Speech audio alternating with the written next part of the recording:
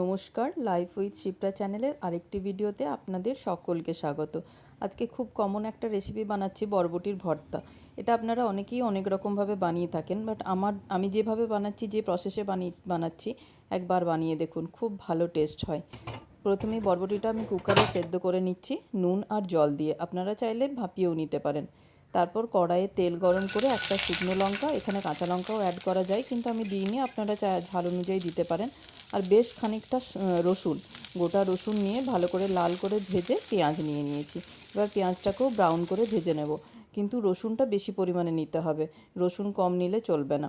এবার পেঁয়াজটা রসুনটা ভাজা হয়ে গেলে তুলে নিয়ে ঠান্ডা করে মিক্সির জারের মধ্যে পেঁয়াজ, রসুন, কাঁচা লঙ্কা, শুকনো লঙ্কা নিয়ে নিয়েছি, যেগুলো ভেজেছিলাম। আর নিয়ে নিচ্ছি বরবটি সেদ্ধ করা। যে বরবটিটা সেদ্ধ করে রাখলাম, অল্প একটু নুন দিয়েছিলাম, নুন আর জল দিয়ে সেই বরবটিটা দিয়ে দিলাম। এরপর এটা ভালো করে একটা মিহি পেস্ট তৈরি করে নেব।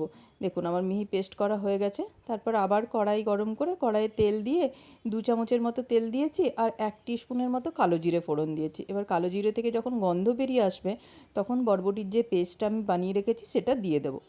এরপর এর মধ্যে আন্দাজ মতো নুন দিতে হবে, কারণ আমি বরবটি সেদ্ধর সময় একবার নুন দিয়েছিলাম, তাই অল্প একটুই নুন দিয়েছি। আর একটুখানি হলুদ দিয়েছি, বাস, আর কিচ্ছু দেবো না।